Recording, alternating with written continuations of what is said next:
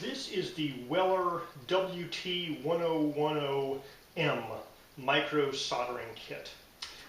It says made in Mexico, designed and engineered in Germany. Sent this to review for free.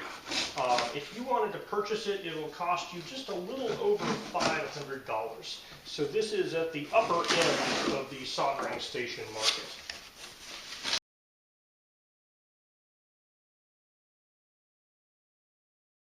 So this is the WT1 soldering station, and then we have the hand bit and a tip and the rest for it. So that's what you get with the kit, is those four parts. Alright, let's open the soldering station itself first. This is the WT1M.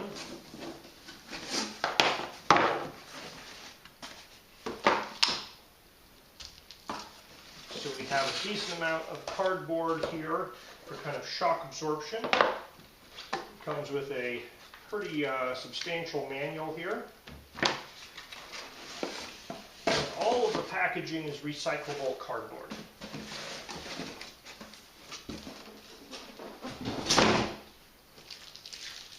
So this has a very hefty feel here. And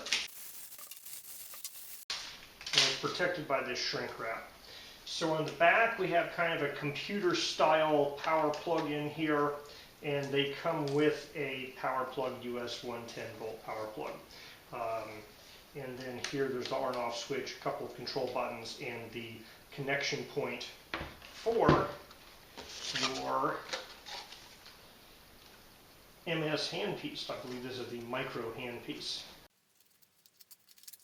So your handpiece comes with a pretty substantial manual on its own.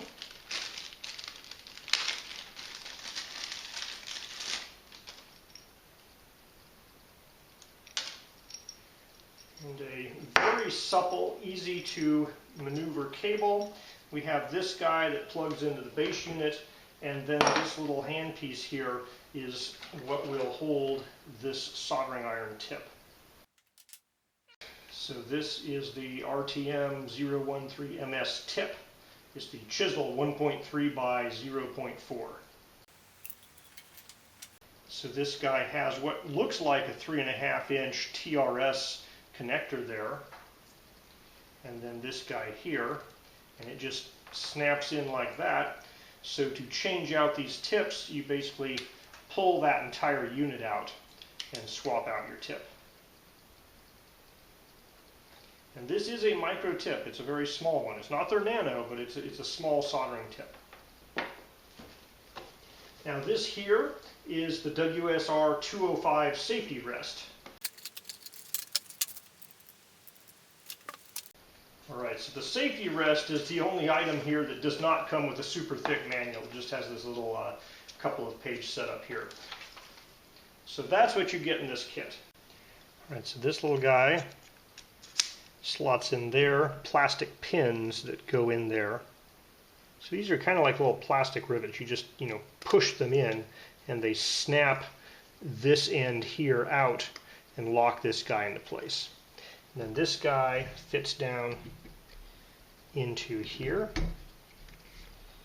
like that. And there's a nice magnet back here, so this guy will lock into there. I'm not sure if you're supposed to put it underneath or if you rest it on top. I think either would work. Include a little tip cleaning bristle to stuff down in here. They also include a sponge which goes in the front here.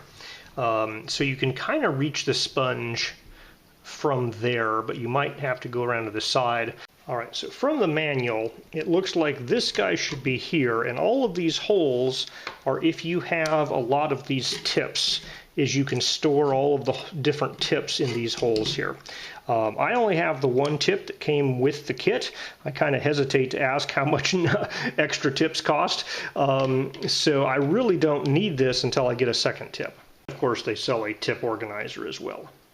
So if you have the base unit that has two connecting points, you can get a second one of these, and these guys will stack next to each other. These little plastic things pop off and you can connect them up to each other so you have a row of them. So this connection point is plastic, and basically you just line up the notch, push it in, and then this guy kind of latches on. It feels plasticky. It doesn't feel like it's, you know, super high precision engineering there. I mean, it should be fine. I think it's just kind of a lock to hold this guy in place. But it doesn't kind of live up to the feel of the rest of it. Like, you know, this cord is just amazing feeling, and this unit, you know, it's hefty, and it feels solid. All right, I have the WT1010M. It says soldering temperatures 100 to 450 centigrade. It consumes 40 watts, and then there's a 55 watts in parentheses. And it says heat up time is 5 seconds. Really, there's only like 3 pages of manual because it's just in many different languages. On the bottom, they have 2 connections. So they have a grounding connection and a data connection that can go to Weller tools. They say to keep it 50 millimeters away from the wall. You can use this little tray on the top for holding solder paste, for example. It comes off, you can wash it. These guys also stack, so this little square on the bottom there will fit into the top of another unit, so you can stack multiple units vertically. Alright, it's pretty simple. They do have a menu button. You can have a standby temperature, a standby time. You can have an auto off time, a process window. You can lock it. There's an offset plus minus. You can pick between centigrade Fahrenheit. There's something about 1 to 5 for sensor. I don't know what that is. And I don't know what FE Rob is. And there's the light, the backlight. And then there's this pre thing, which I don't know. And in the English section of the manual, that's not really clearly defined what all those things mean. So they do have lots of different languages, but the actual amount of information in the manual is pretty small for any particular language. Now they do have a manual, videos, FAQs online that you can get with QR codes. But really it's a soldering iron with a micro tip, so let's go try soldering something. I have a proprietary BMS module that's on a swollen lithium-ion pouch cell battery. So I'm going to unsolder that from the swollen pouch cell, and we're going to solder it onto a new pouch cell.